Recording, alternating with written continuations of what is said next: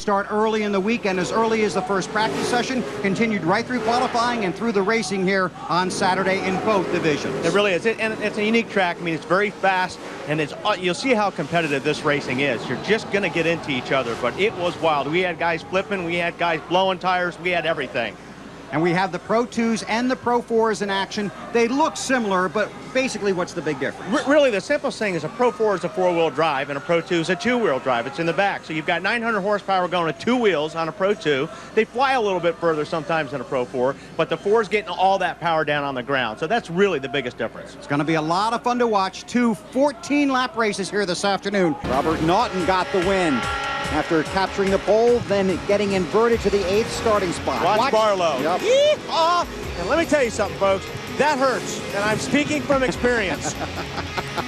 I wish we had video of that. And as you watch some of this action, there's Josh Baldwin from yesterday's Pro 4 race. That's on board with Kurt Leduc, one of the all-time greats in championship off-road racing. Had a tough day here on Saturday. Adrian Channing, Jerry Doherty. And this is some of the activity that led to the discussion by Jim Baldwin this morning that there could be some points and some financial penalties later this week. Scott Douglas, Kyle Leduc.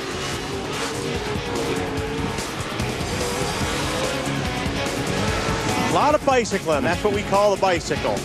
Josh Baldwin up and over. That's Devil's Leap. Johnny Greaves trying to chase down Carl Renazetter.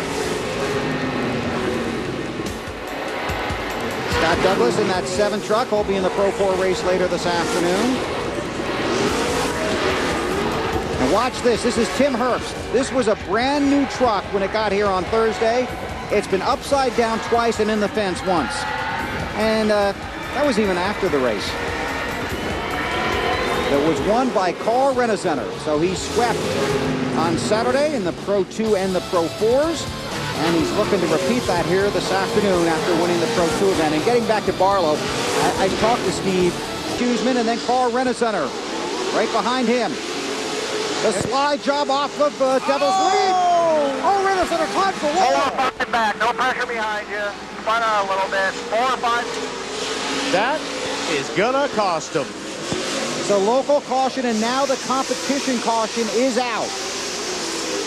The competition caution is out. Comes out at about the halfway mark of the race. Hey, what? That competition cost him just saved him. It sure did. Going to keep him on the lead lap if they get him off that wall in time. If he doesn't have a oil pan leaning on that concrete barrier or something. Hey, he won on 3 tires earlier. Yeah, what more do you want? Had 2 victories Saturday here at Chula Vista in the Pro 2 and the Pro 4, and won the earlier Pro 2 this afternoon here. But right now, he's a spectator, not a participant. Huseman in the 3, Carl trying to make the move, a little bit of contact. Look out, everybody. I think we had a camera down there somewhere. Oh, here it is. Up close and personal. Championship off-road racing on NBC. Somebody call a tow truck. At the quarry, we like to call it the Q at Chula Vista. Less than 1 lap away from going back to green for the Pro 4 Series, and some guys are not very happy right about now.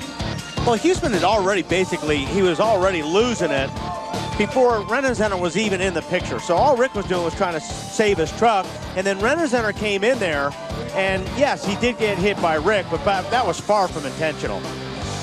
There's the contact.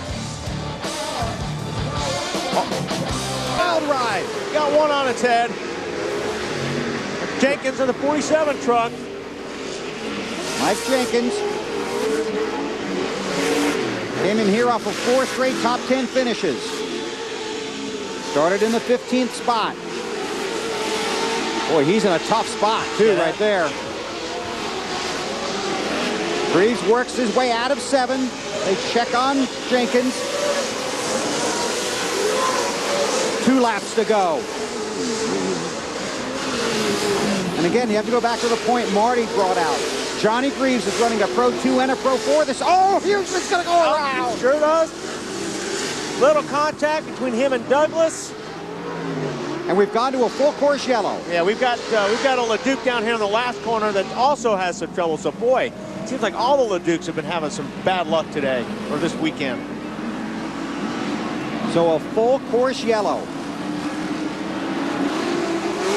So you see him working past Jenkins' truck. That's in turn 3.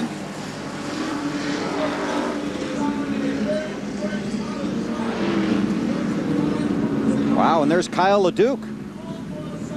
And he's going to get a tow. Okay, let's check out what happened to Jenkins first. I think he just hooked a rut. Boy, right in front of Rent-A-Center.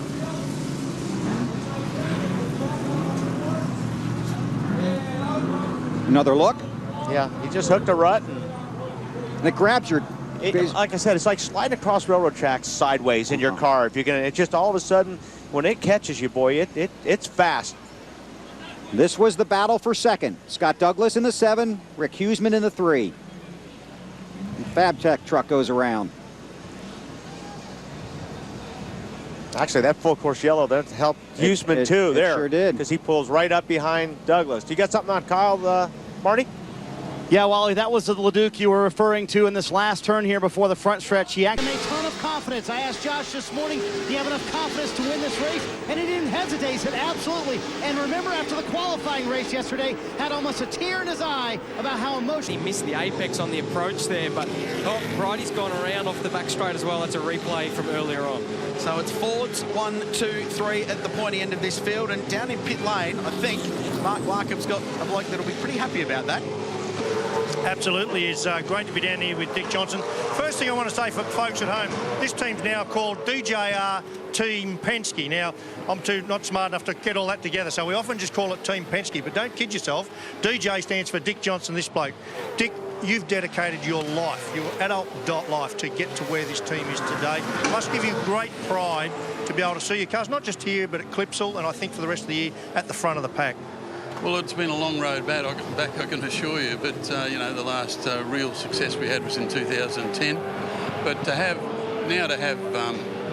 Shell back on board as our major sponsor and things like that, along with all of our long-standing sponsors, it's like Back to the Future, to be quite honest, because we had a lot of success going back in the 80s and certainly the 90s. Yes, you've lived that one, mate. So one of the quirky things is I think people would expect, because it's got a Penske name in it, an American, a very famous, very successful one, there would be Americans around here and NASCAR bits and IndyCar bits, but I still sense this is very much still a Dick Johnson racing organisation. Sure, Penske's the majority owner, but it's not like the culture has changed enormously.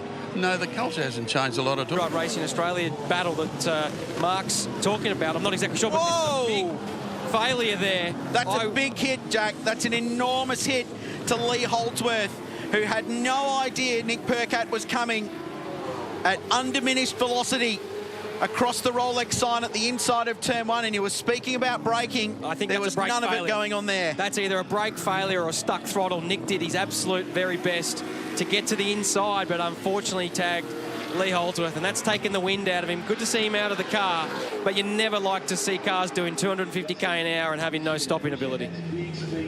That's a big impact. Huge initial... Oh, man, look at the damage to the back of the Brad Jones Racing Commodore. We're under safety car. Naturally, that car in a dangerous position, and he's going to be a bit sore tonight. I think Nick Percat, massive hit. And Lee Holdsworth, who was just going about his merry business, turning out of turn 1, being attended to by the volunteer officials who do an amazing job, and the safety teams here at Albert Park. And this circuit, we should emphasise now, safer than it ever has been. The faster Formula 1 cars mean that the track has had several safety improvements over the off-season in its design. New barriers have been planted in. And, gee, what started out as a really promising day for Brad Jones Racing ends terribly. And there's Nick. So he's pretty keen to get over to Lee and just let him know that it wasn't him trying. No brakes, there you go. So Nick, clearly no brakes, and he's apologising to Lee, who was very much the innocent bystander there. And feel sorry for that little Preston High team. That's not what they need, and certainly not what BJR needed. No one wanted to do that on purpose, and we see Lee Holdsworth out of the car. Okay, very much a testament to these cars. They are as safe as houses. Look at the replay. Nick Percat there on Todd Kelly, and you see there, instantly no brakes. He's gone to the inside to miss drilling the back of Todd Kelly. He's gone across the inside of the tyre bundle, backed his car into the rear of Lee Holdsworth, and it has opened the back of that BJR Commodore up, taking the rear windscreen out. I've never seen one of the new rear windscreens break like that. And I think this was a case of, well, I either hit Todd Kelly or I bail out of that and try and avoid and get lucky and avoid everyone. And Holdsworth copped the brunt of that in the right rear corner of the Preston Hire Commodore, as did Brad Jones Racing car. Incredible livery for this weekend. So this will show it really well. And Lee was nearly past. He nearly got that so gap close between to get the in the cars. But I would suggest a bit of suspension damage to Lee's car. I reckon that car will be back out, if not this afternoon, tomorrow. But I'd be surprised if we see Nick Percat's car out for the rest of the weekend. That would have done a lot of damage to the left rear and also right up to the parcel shelf for that Commodore. They had such a tough year last year, Preston Hire Racing. Charlie Schwergold's team, a big crash for Lee Holdsworth at Hidden Valley. Destroyed a car, had to get a new one built, turned it round. They had replacement drivers in their cars. Really tough initial season in supercar racing for that outfit since moving across to Holden. And just looking to stay out of trouble this weekend and learn and get up to speed. You're right about the damage and popping that rear screen out. And these cars built, the next generation supercars, car of the future when it was launched, were built to sustain that kind of an impact better than the previous spec cars. They moved the fuel cell forward of the rear axle, so they're much better at absorbing those rear impact. And you would have thought with an older gen car that would have created a few more issues for Nick Percat and fuel cells hanging out over the rear axle. So if you're going to crash, do it in one of these cars because they're very safe. And you can see the extra row of protection. So that a lot of the corners have got an extra row of tyres, and some of them have got the FIA Tech Pro barriers around them as well to cope with the faster Formula One cars. It is unbelievably hard to describe how Nick Percat would have felt for about 4 seconds then. Deixando aí o seu recado. Logo mais você vai curtir junto com a Vicente Origem. Saiu, perdeu um pedacinho por conta disso. Como se fosse a porta traseira que está fora ali? É isso, né? Parece a porta. E aí temos o primeiro seminudes da temporada da Stock Car. Era o Thiago que estava na disputa, né? Era o Thiago. Manda o Zezinho Mujatti que fecha a porta. Vai tentar um traçado diferente o Zezinho aqui, ó. Pra sair mais embalado ali pra cima do Enzo. Teve um toquinho. Segura, Enzo. E aí passa todo mundo por ali, o Enzo Elias. E aí não preciso nem dizer que a moçada lá já vai começar aquela análise, né, Pinho? Vai ter coffee no box. E olha só o que aconteceu aí no Enzo, ó. Pega ali a carenagem no pneu. Já era, não vai aguentar muita força. Deve estar pegando firme mesmo o pneu. Vamos rever? Olha só. Tô com o Casagrande rapidinho, podemos falar com ele? Pode sim, a gente está revendo o lance do Zezinho com o Enzo Elias. Vamos lá, Casagrande, falar um pouquinho do que aconteceu aqui. O mesmo problema de sempre aí do final de semana. Ontem foi porque algum sensor errou na leitura e jogou muita pressão da turbina e o motor quebrou. Hoje errou de novo e aí vem potência. Posição, né? O Julinho estava pressionando. E olha como é que vem. Olha que imagem curiosa. O Valdeno vem com o carro de lado, amigo. Eu acho que o Valdeno tinha que tirar o carro dali, né? Tinha que tirar. Ele está tentando levar o carro para o boxe, mas ele está agindo ali de forma perigosa na pista. Isso é uma decorrência dessa regra que o piloto só participa da segunda corrida se o carro chegar por seus próprios meios. Olha aí, ele mergulhou. O Valdeno foi otimista demais ali, né? Ele chegou com muita velocidade para fazer a curva 1. Olha só como é que o Vantor vai ter o carro do Valdeno vindo por cima. Acho que o Valdeno foi otimista demais. E com isso o Vantor caiu bastante, é o 29º no momento. Vamos ver se seu carro também não ficou avariado. Olha só. A roda ficou boba ali. É previsível a direção que o carro vai seguir, quer dizer, não pode realmente... Aí passou a ser o segundo, Daniel Serra o terceiro.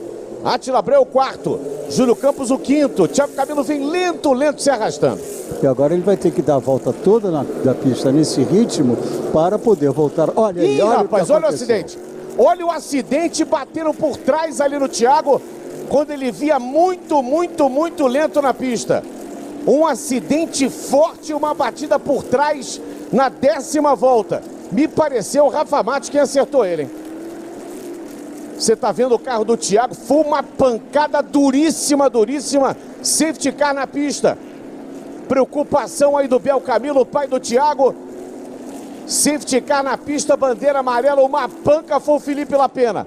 Uma panca do Lapena, mas graças a Deus o Thiago tá saindo fora. Quero ver o Lapena ali fora do carro também. O Thiago tá saindo, parece um pouco tonto ainda o Thiago. Uma imagem forte que a gente mostra agora nesse momento. Cadê o Lapena? Thiago tá caído ali, mas foi uma pancada. O Thiago vinha lento demais. E era um grupo, graças a Deus o Lapena tá saindo também. Era um grupo que vinha disputando ali, pelo menos uns 8 carros, disputando a 6ª posição. Era o Denis, o Zonta, o Ricardo Maurício, o Diego, o Galide, o Jimenez, o Rafa, Burt envolvido. Uma pancada duríssima na metade da reta. É que um carro vem embutido atrás do outro na reta, tentando pegar o vácuo. Quando o da frente vê um carro em baixa velocidade, ele sai repentinamente. Quem vem atrás não tem condição. A corrida está interrompida ali, bandeira vermelha. É a medida bandeira mais vermelha certa. Parou a corrida. É a medida mais certa. É, porque não haveria tempo de limpar tudo aquilo, aqueles carros todos envolvidos. Olha ali, a reta está completamente obstruída, né? É isso, o carro da frente sai, o segundo não tem tempo de reação. Mas foi uma pancada dura que o Lapena deu na traseira do Thiago Camilo. Você vê que tem destroços dos carros até aqui. O Rafa também está envolvido, né? Porque o carro do... Esse é o Lapena, o carro do Lapena? Direito ali? É o Lapena, Lapena do Burt, esse aí parece ser o Rafa. Não, exatamente. Nós temos 2 carros do Carlão envolvidos, o Rafa e o Lapena, porque eles estavam separados por 2, 3 posições. Foi quem saiu do carro. Vamos rever? Rafa e não o Lapena. Rafa Matos. Vamos rever. Eu dizia, o Thiago vem lento na pista, olha só. Vinha ali o Diego aos 70, o 88, lá no fundo é o Felipe Fraga. Olha como é que o Rafa Matos tira do... Foi o Rafa que atingiu. O Rafa, quando viu, o Thiago estava praticamente parado em relação à velocidade que eles vinham. O Rafa foi quem deu a pancada dura ali. O carro do Lapena também se envolveu aqui, ó. Desse lado direito. Você vê que sobrou ali pro Lapena. Mas a pancada foi dada. Olha, a ponto de vista do Thiago. O Thiago vai sentir a pancada agora. Olha só como é que ele vem lento na pista. Olha só. Esse é o Max. É o carro do Max. É o carro do Max e a gente tá vendo na frente ali o Thiago. E olha como é que ficou a lente da câmera do carro do Max. Não dá pra ver nada, amigo. Você sabe quem mais sofreu, o carro que mais sofreu com a pancada, sem dúvida nenhuma, foi do Rafa Matos. Que foi na sequência, não foi nem na primeira, mas foi na sequência.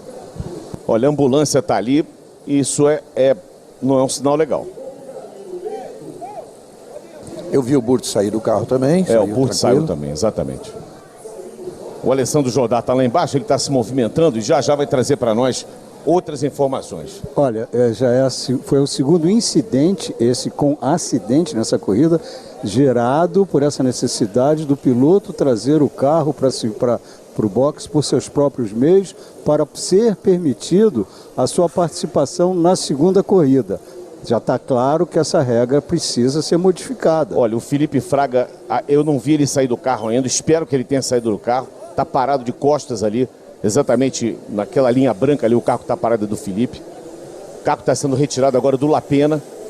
Marcos Gomes está parado, ele deve estar recebendo informações. E mais uma vez eu peço o apoio do Jodá, que está ali embaixo e está se movimentando lá para o ponto exato onde aconteceu o acidente. Sérgio, a gente vai tentar até entrar agora na pista para se aproximar mais do local do acidente, mas o clima é bem tenso, cara. A gente estava ali próximo do boxe e acompanhamos a reação do Bel Camilo, pai do Thiago Camilo, também muito preocupado, e a gente vai tentar entrar na pista agora, chegar ali mais perto.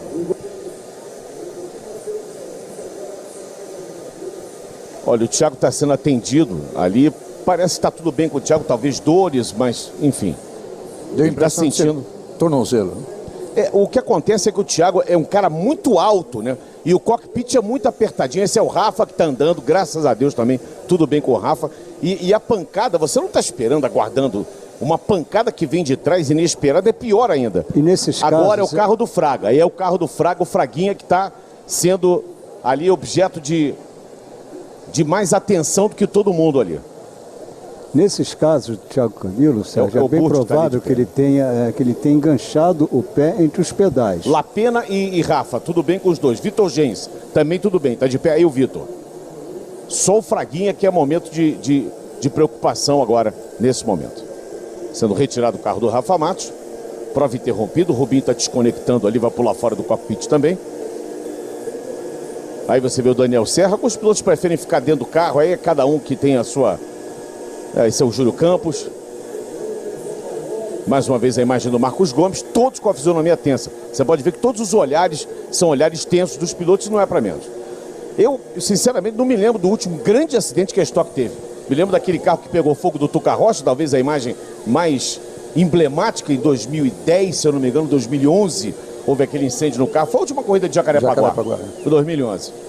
Agora, acidente envolvendo tantos carros, de fato, não vi, não. São imagens ao vivo aqui de Curitiba, interrompida a prova, a primeira prova interrompida. Thiago Camilo está sendo removido na maca, hein? Olha, muito provavelmente enganchou o pé, você vê que tem uma marca ali no pé esquerdo dele. Aquilo ali, me parece que ele enganchou o pé nos pedais, o que é bastante comum, o Felipe Lapena. Esse é o Lapena.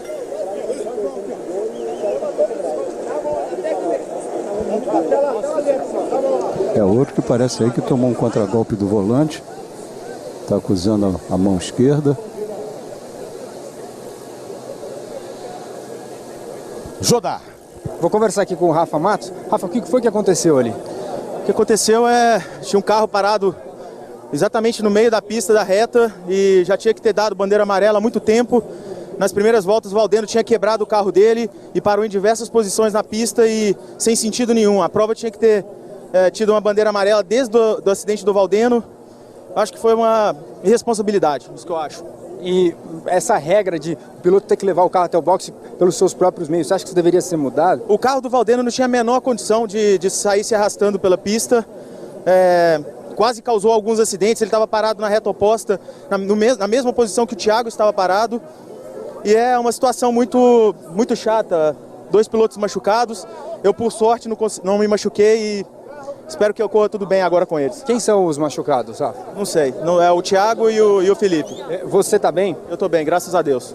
Sérgio Maurício. Olha só, ele não estava parado, é porque o Rafa, a velocidade que ele vinha era tão grande que deu sensação que o Thiago estava parado. Mas não estava, o Thiago estava quebrado, talvez se arrastando, tentando pegar ali alguma via que pudesse levá-lo até o boxe. Ele não estava parado. E olha como é que ficou. Acabou o carro. Isso aí chama-se PT. Perda total. E você vê que a frente dele está íntegra. Ele tomou a pancada por trás. Olha o pai do Felipe Fraga. De costas está o pai do Felipe Fraga, amparado pelo pai do Thiago, que é o Bel Camilo.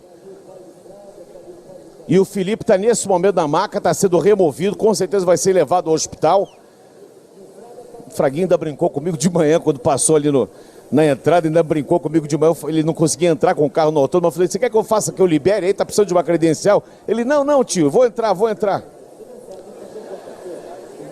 Mas que situação terrível essa, hein? Aí o pai do Júlio Campos. O pai do Julinho que está ali com o Rafa Matos. Que Deus proteja aí o Felipe, que nada mais grave tenha acontecido com ele. Eu imagino que eu vi um movimento de mão dele que é um bom sinal. Geralmente é o próprio piloto querendo dizer que está ok. Mas tem um protocolo médico que exige todo esse procedimento. O Dr. Dino Altman está ali. O Dr. Dino um dos maiores, melhores médicos da história do automobilismo. Trabalhou 19 anos na Fórmula 1. Então, pelo menos em termos de atendimento médico, estar nas mãos do Dr. Dino é sinônimo de bom atendimento. Sexta etapa, corrida interrompida na 10ª volta. Esse é o pai do Felipe Fraga, que está muito emocionado e não é para menos.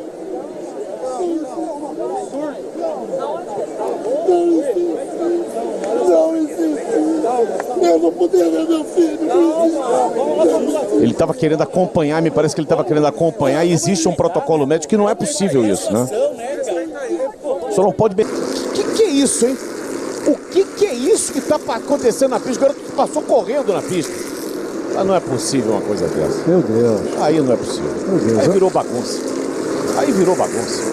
Eles estão debaixo de uma árvore ali. Parece que há um buraco na cerca ali. Só pode ter. Eles entraram na pista. Tem um garoto na pista, olha aí. O safety car vai entrar na pista agora. O safety car está na pista porque a pista foi invadida. Olha, na sexta-feira tinha uma matilha aqui. Era cachorro de todas as raças e sub-raças andando aqui na pista. Eu até brinquei com os fotógrafos aqui que foi o Luca Bassani que fez um registro espetacular na reta e merecia aquela legenda assim: Who let the dogs out? Né? Quem é que soltou os cachorros? E agora, who let the kids out? Quem é que soltou as crianças na pista que estão correndo ali agora? Eles já foram avisados de que acho que tem gente atrás deles aí. Estão tentando fugir do autódromo. Meu Deus. Rapaz, tá feia a coisa. O carro do resgate estava lá em cima. Olha só, o carro do resgate foi lá de sirene para ver se consegue tirar as crianças dali, né? Pelo amor de Deus. É um fim de semana difícil na Stock Car. Só faltava acontecer um atropelamento agora, né? Que coisa impressionante. 3 carros de resgate.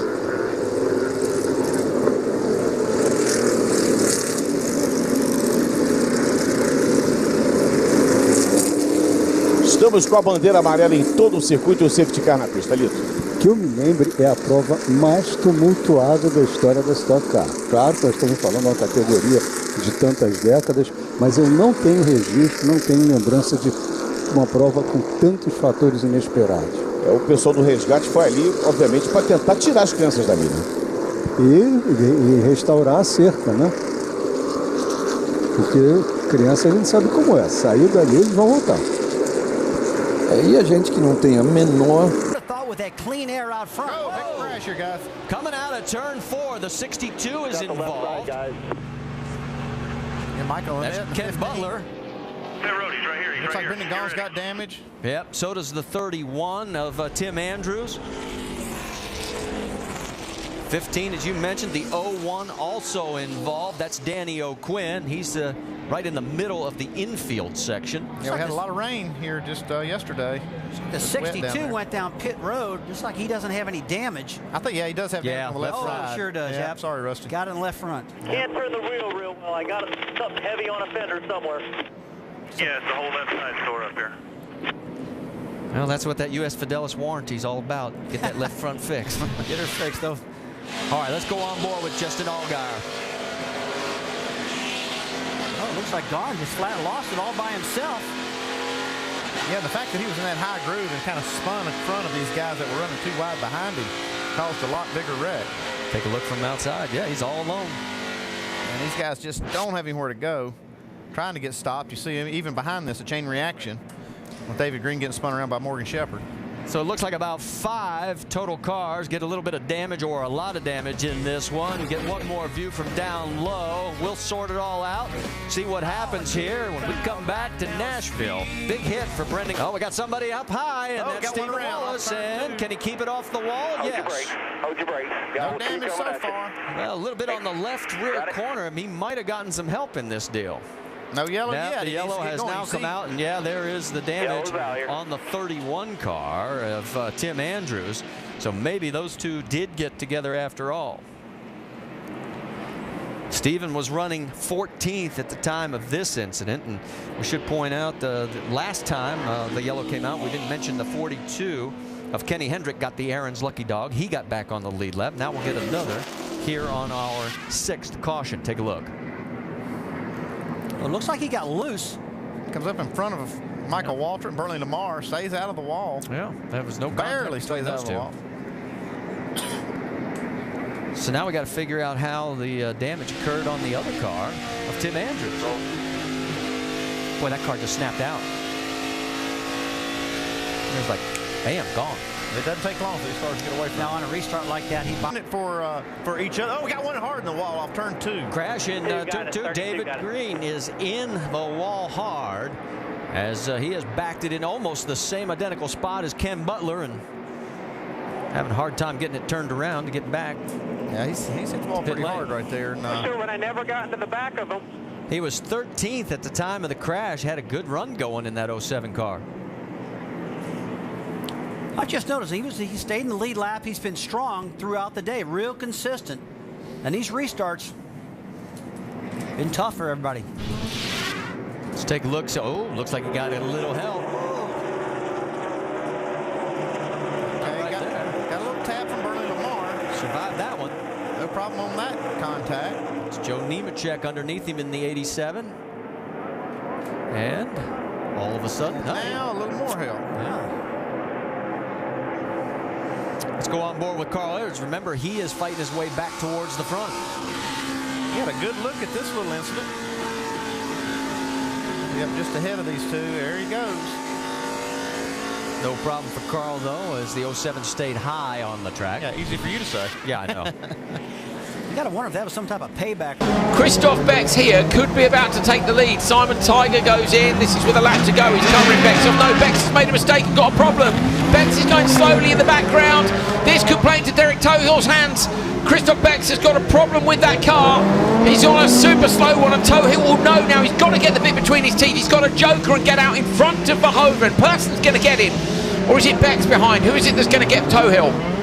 It's no, it's Verhoeven. Yeah, it's Bex Verhoeven. is dropping down the order. Sorry, yeah, from the issues. So Tohill will know now. They must be on the radio.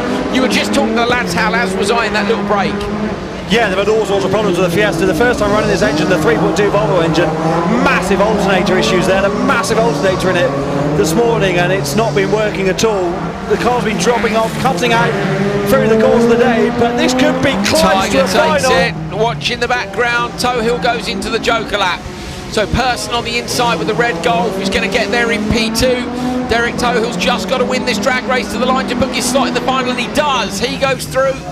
And Verhoeven and Bex are eliminated. Yeah, he's got a second battery in there at the minute, haven't they, thanks to the electrical issues? Yeah, they've tried about half a dozen alternators. They've got another 6 or so to try as well. But who has 12? Well, it's someone with a company called Parts the Cars has 12 alternators with them, don't they? The thing is, they're so specialist, these alternators, that it's difficult to find one that works. To be honest, I think that's not an unproven concept, the 3.2 Volvo engine. So hopefully soon they'll get on top of that. Look at the way Tiger's chassis moves around.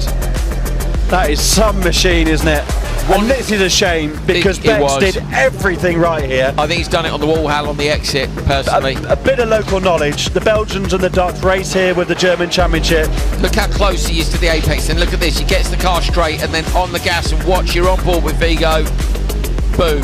It's a fair old. Look at the lock he had to get on to save it. We were looking through his window too. I'm a bit. I want to know more about Vigo. I want to know more about Vigo. He's always in the right place at the right time. Yes, like, how is that possible?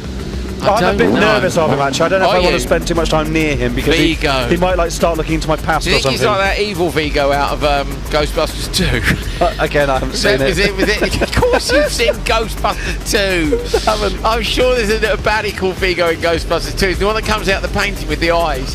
So then they have to go in the Statue of Liberty, spray it with slime, and then it comes alive, and they play that song, I Know Your Love's Lifting Me Higher, or whatever it is, and go in and kill him. I have no idea what you're talking about. It's the first one, though, with It's the Stay Puft Marshmallow Man. Please tell me you've seen Ghostbusters 1, Hal. No. Come on!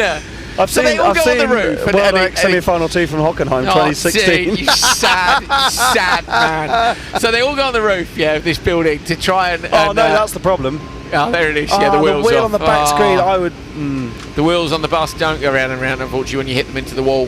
So they all go on the roof. I'd be displeased if someone did that to my car. And they say you have to clear your mind. Don't think whatever you think of. Zool will present it and it will destroy you. So they're like everyone into their mind. So and he goes, oh no.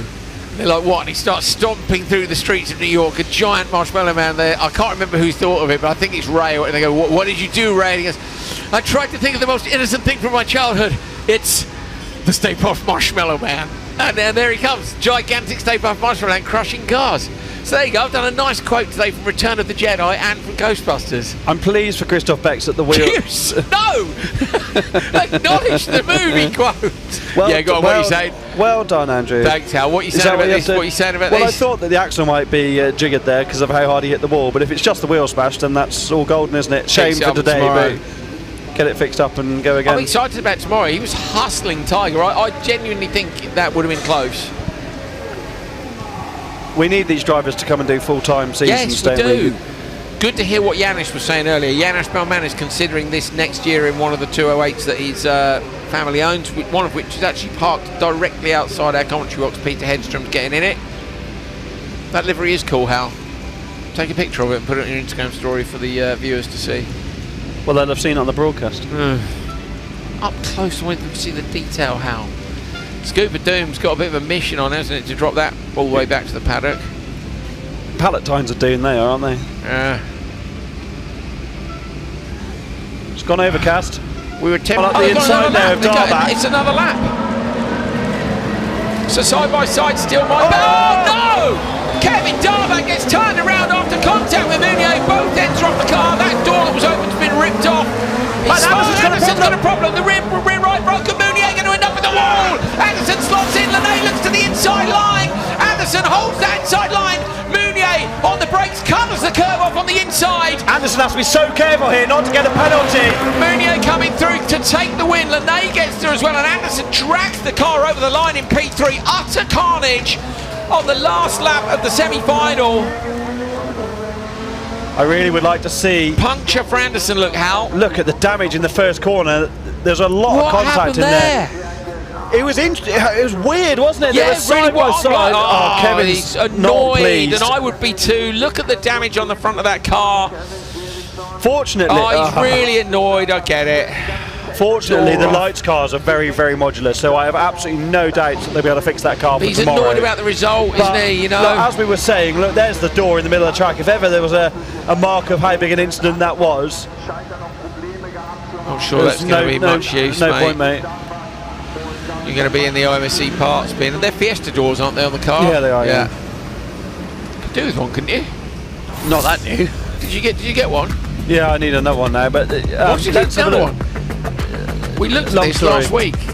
I want to hear it in a minute. Okay, I'm not actually too worried about that one. contact between the door was broken already.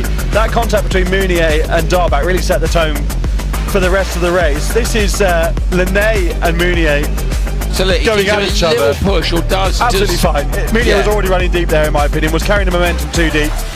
They get into each other. Look at the room. They gave each other the perfect amount of room. I think great racing all of that between is them. totally fair. Right, what's happened here?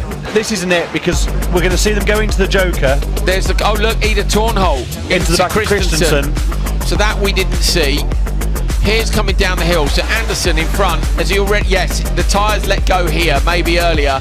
He's now got problems. Darback, look, it's just tyre to tyre. I think it's a racing incident, Hal. And look, Meunier then picks up the back of Anderson. I think Stockholm is going to give us this slower. This is a great angle of this move. So they are literally side by side. I think the wheels have got locked up. Yeah, they've touched, mate, definitely. Look at this, because it's explosive. It's more than a touch, isn't it? Front right is exposed, isn't it? I don't think you can attribute any blame there at all. No, and I also think you're right that the damage won't be too bad, because the initial impact, it'll be that front subframe is gone. But that the initial hard impact is with the bank on the front, isn't it? The rest of it is going to be slowed down. So what we don't see from this angle is that Darback's actually lost a bit here to Meunier. Meunier's gone that bit ahead, and they've touched front wheel to rear wheel. But they're also looking at Anderson in front, let's not forget, who's suddenly going slowly, because if you watch Meunier, he runs into the back of Anderson in the braking zone. Look at this, look.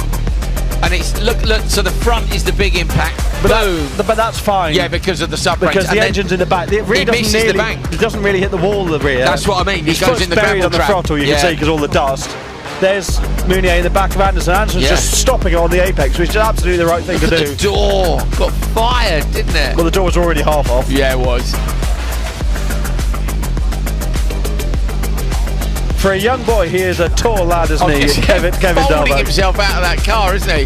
I thought I was squeezed in when I drove one, but I really don't think I was now, looking at that. I mean, that's, he's taller than me, isn't he? And you? What are we, 6'2", 6'3"? I'm 6'4" if I stand up straight. Oh, really? You just stand up straight more often now. Wonky back. Meunier look at the mess. Look at the gravel down there. That'll take some sweeping. Anderson goes through. Right on cue. Go on, lads. Sweepy. We'll be back underway as soon as they've cleared up the mess down at the bottom of the straight. One more look at it from the top. Darback on the outside. Look, Darback's got a slight slide, but he's out of Munier there, then they're back together. He just rolls out the throttle, I think, doesn't he? Look, at some point, look. From the top than it does from the front. But look at this, that's where he's lucky, is that the rear misses. Just where the rear goes round is where that track comes down, look, and he ends up in the gravel rather than the wall. How many times have we seen people roll there? A lot.